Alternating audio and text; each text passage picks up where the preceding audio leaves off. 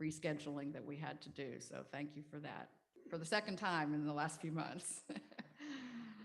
Melvin Tidwell was born in Lakeland, Florida, where he lived on a small family farm and was a dedicated musician through high school until he joined the Navy at 18. After 10 years in the Navy, Mel began working at Lockheed Martin, where he was able to travel the world as an engineer. His career included other private sector jobs and a summer working at Yellowstone National Park, until settling in 2003 in Huntsville, Alabama, working at Lockheed again. This is where he met his one, our pianist and music director, John Pewitt. They moved permanently to Blue Ridge in I wrote 18, but I think it said 17. Anyway, Mel now spends his time cooking a lot, gardening, and as he says, cleaning the crappers at their Airbnb. And somebody has to do it. And taking care of John and their two super hunter Norwegian elk hounds, Rags and Bo, who are the protectors of the gardens and all-around scoundrels. Welcome, Mel.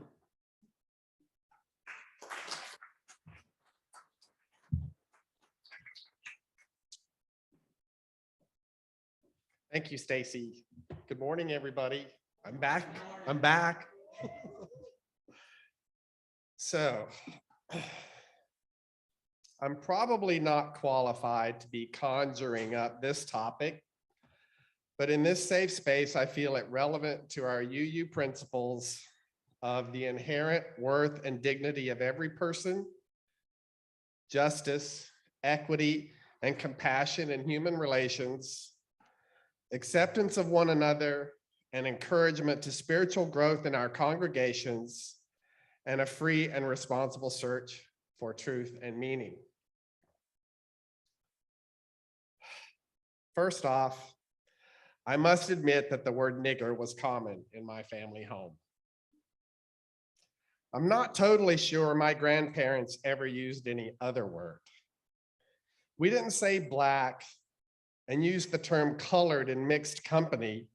And most often when it was said, the word the was in front of it, you know, the blacks or the coloreds. Don't get me wrong, we weren't encouragingly taught to hate anyone, and we weren't part of the Klan. Heck, we couldn't afford them crisp white sheets from JCPenney. We had them bright, as my mother said, coloredy flowered ones from Woolco and TG&Y. It was more of a tacit understanding by the way our family talked. The subtle innuendos about people on TV or with whom my father worked. I divulge this because as you listen to my story, I want you to understand the magnitude. Try to open a place in your soul to receive it. An honest and open place to look back and see within yourself the journey you have taken. Please take this time to see beyond what you know or feel. Sit back and listen with all you have. Some of what I have to say may make you distraught or uncomfortable. Is that because we share a common past? Are you at a place in your existence to listen and understand that we are all a part of it? You, y'all on Zoom. I'm hoping that when I'm finished, you, my friends, will leave here with new ideas and even new tools to further our collective journey towards equality and healing. Casey, before I begin, I'd like you to hear a song written and recently performed by Taylor Fagan on the show American Idol.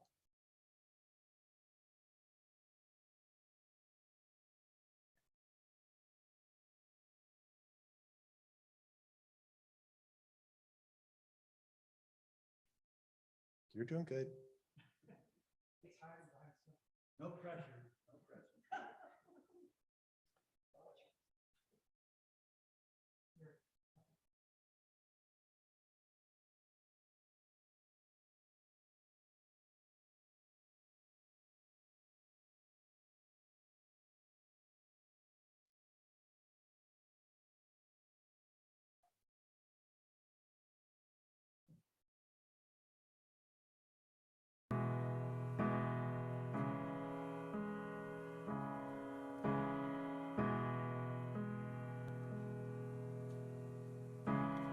Ahmaud Arbery.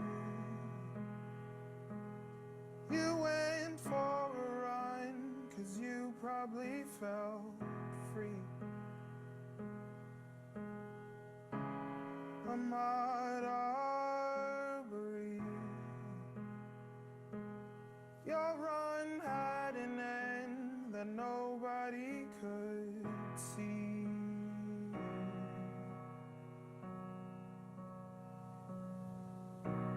Little black boys don't run outside or play with water guns at night.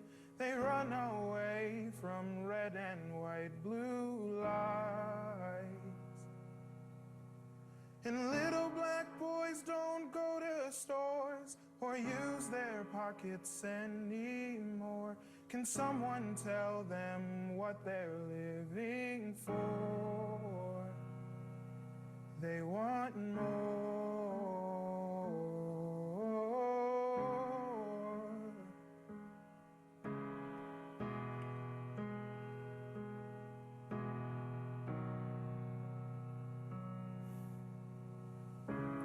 Oh, Breonna Taylor, I bet your sleep felt so peaceful and pure. Oh, Breonna Taylor, your peace was ended by police burglars.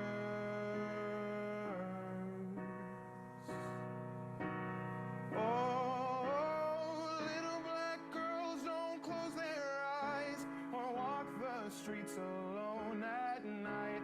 They turn their cameras on when they see white.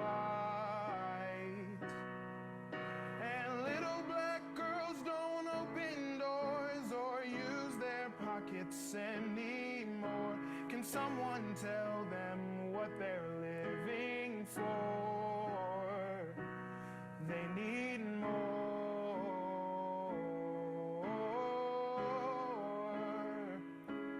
They need more.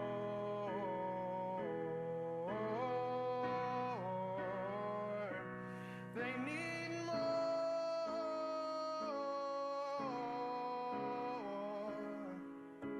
We need more.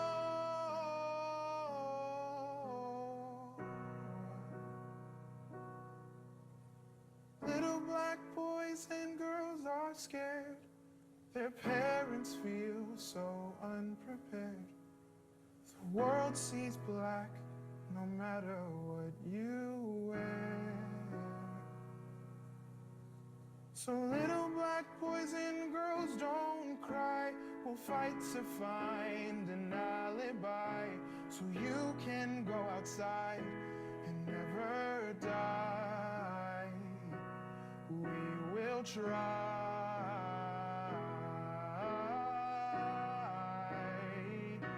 We will try.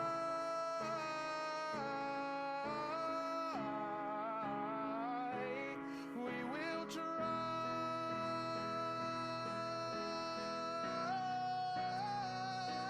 We will try to open doors. Try to go to stores. We'll try to find the light we're living for. And we need more.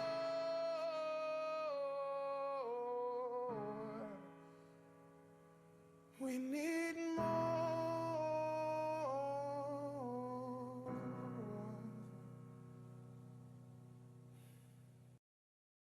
Thanks, Casey.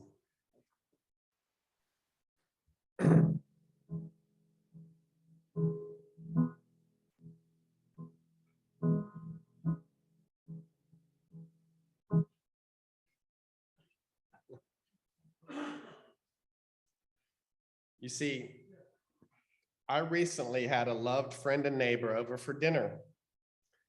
This is a man that I'm always surprised to remember is not politically like me. He is a kind man, a man that would jump in a fire for me, a man that I talk with almost every day. And it is very well known that politically we are polar opposites. John always discourages us from discussing politics because it can get heated at times. However, I think it's exactly what we should be doing, talking honestly to each other. I can't remember the exact words that began our discussion, but I do remember him saying, they just need to get over it. Slavery happened a long time ago, and I don't like being called a racist because I'm a Republican. During all this, he professed to not see color. We had the civil rights movement, and Blacks have the same rights as everyone else. I don't see color. All the same things we hear repeated over and over again. I know there's a lot to unpack and even attack in those words. I could have become very angry, but I don't like that side of me very much. So I told him some stories that had been shared with me that were very truly eye-opening. Even though I thought I'd moved past my racist tendencies, I have so much more to learn about myself.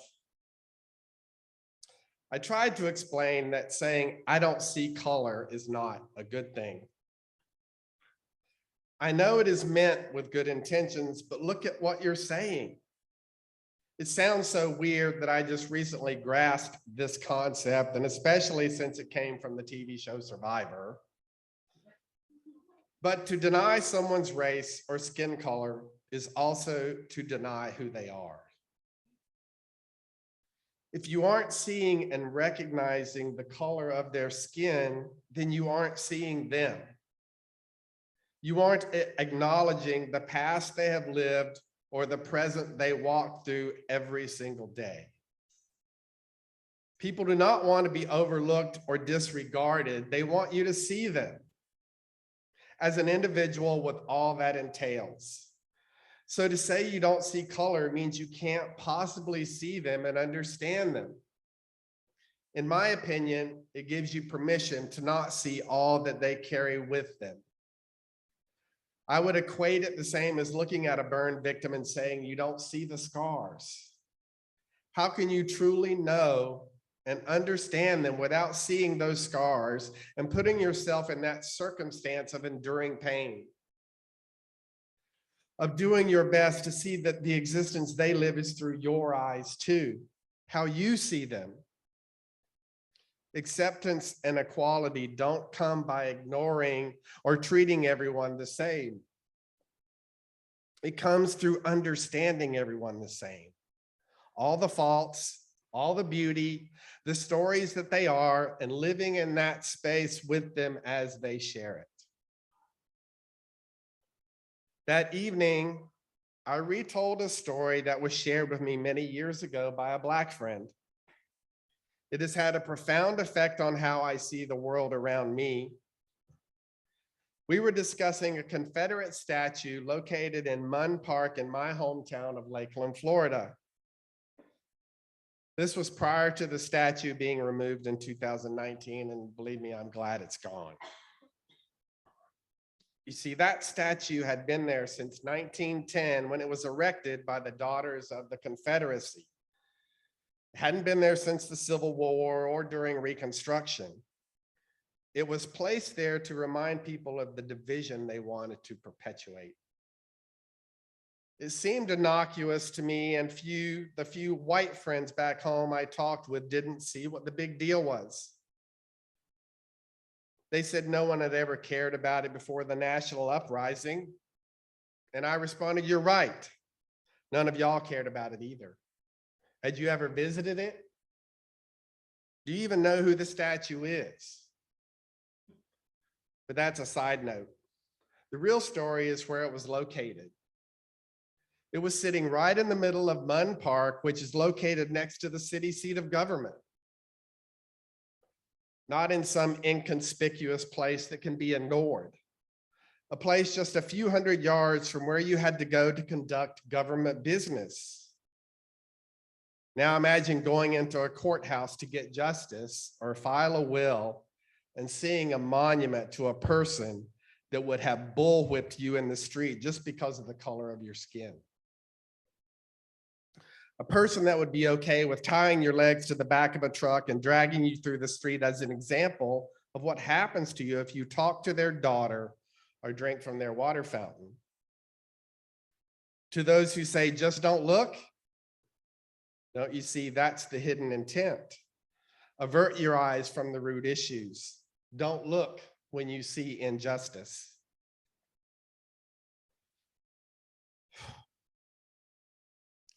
While poking around in my soul, gathering my thoughts and writing this, I discovered the fact that many Black women have been fired because of their hairstyle.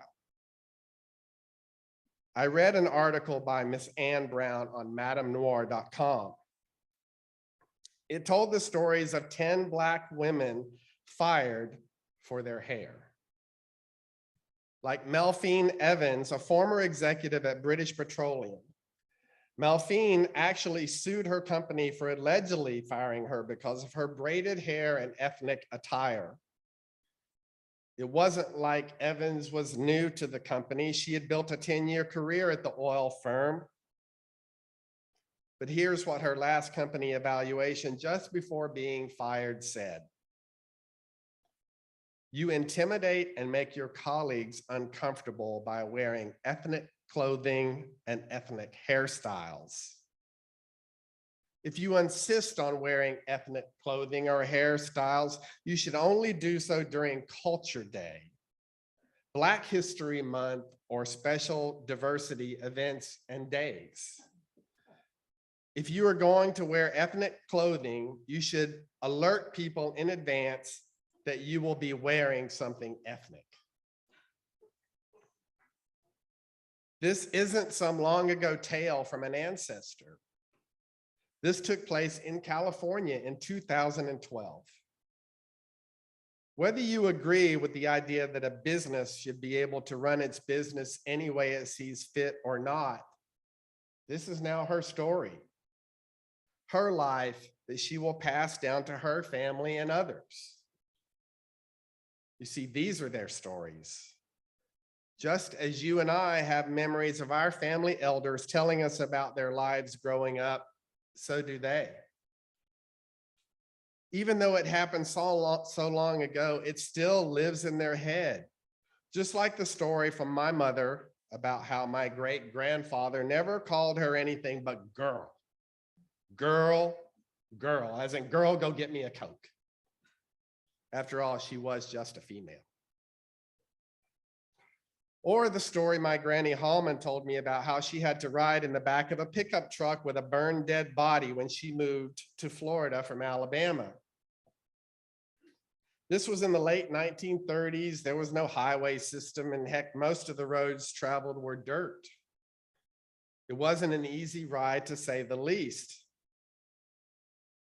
This isn't something that I personally experienced, but it is and always will be a part of me because she shared that with me. Just as you pass on your life, so too do they. People of all colors, creeds, religions, and ethnicities tell their ancestors' stories. They pass down family recipes, and they are doing the same things that you and I do at family gatherings.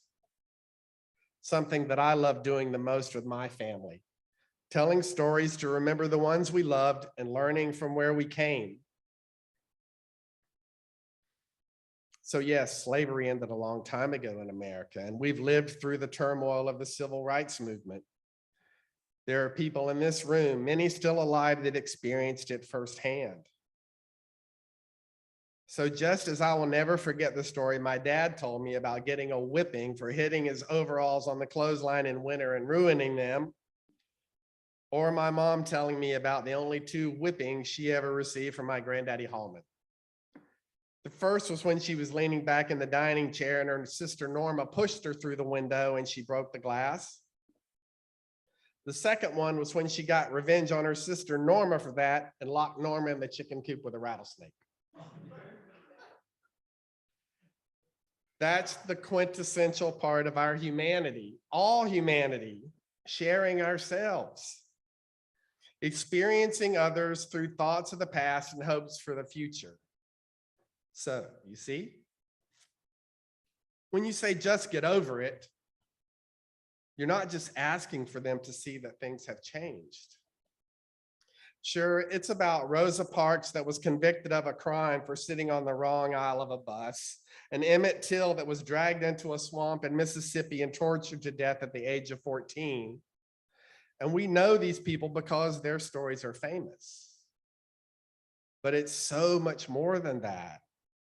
It's about their grandfather being spit on because he didn't cross the street when a white lady was coming. It's about their father being pulled over for driving a nice car in a nice neighborhood. It's about the mass incarceration of Black drug offenders when white offenders received far more leniency. We as a nation are responsible for all of our history, the good and the bad. That includes you on Zoom, and every single citizen of the United States time immemorial. Because it all got us here. You know, when you have a rift between family members or friends, you both must participate to get over it and heal. America is the same. My home state of Florida has House Bill 7. It was introduced in January 2022, just a few short months ago. This bill reads in part, a person should not be instructed that he or she must feel guilt, anguish, or other forms of psychological distress for actions in which he or she played no part, committed in the past by other members of the same race or sex. Really? Now we can't teach the truth about our past? Isn't this just another way to prevent us from healing?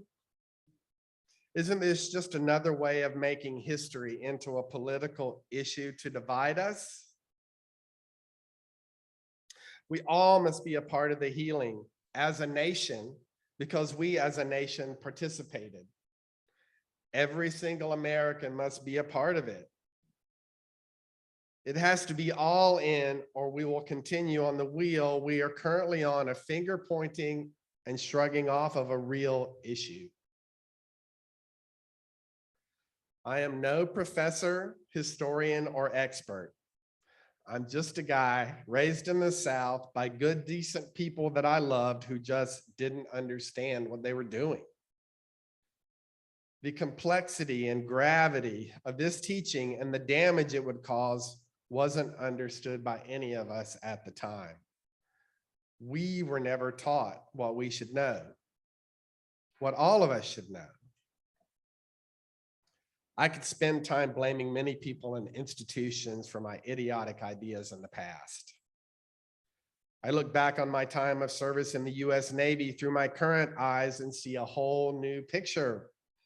I see the subtle differences in how we treated people, especially women. That could be a whole nother discussion, and I think I've unpacked enough baggage today.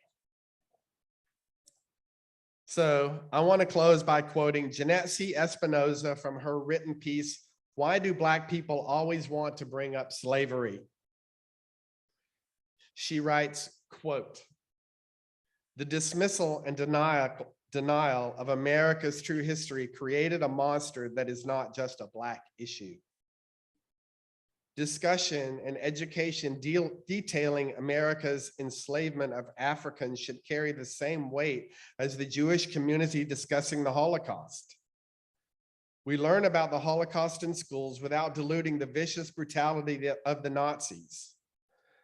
As children, we learn to develop empathy for Jewish people because of what their ancestors endured at the hands of monsters.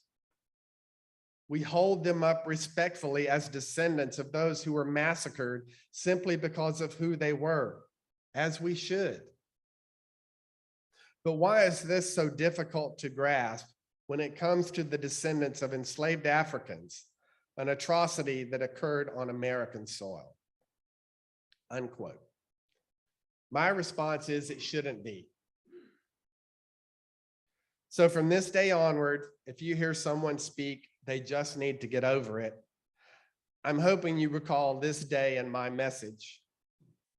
I know as Unitarians, our congregation is open and loving of all peoples. We accept you as you are on your journey. Unfortunately, outside these walls, there are so many people who still haven't understood. Perhaps they haven't been blessed with so many wonderful people of all colors, backgrounds, religions, and ideologies that I have. Maybe they've never left the place from where they came and that's all they know. Does this make them evil or just uneducated? I don't have the answers of how we reach out to these people or what we must do to change their minds. But I do know that to continue to dismiss it as a political issue blinds us. It again, like saying we don't see color, allows our senses to dismiss it. To put it into the same category as settling a budget or whether a toll booth should be erected and how traffic should be controlled. It's so much bigger and definitely more important. Humanity will continue to exist only if we allow the human part of us to shine. Our ability to see, understand, and believe that all of us have the same inherent right to dignity and respect is quintessentially human. Whether your faith in God is or isn't, no matter if you pray to God, Allah, Buddha, the Shih Tzu down the street, or the grilled cheese sandwich with Jesus on it. The way we treat each other transcends all of that. Shouldn't it transcend all of that? After all, the core of every religion is love and compassion for others. Shouldn't that be the core of us all? Thank you so much for letting me speak my story. It means a ton to be able to speak to all of you and share a small part of myself in the hopes it may become a part of you too. It's helping me heal. Peace and blessings.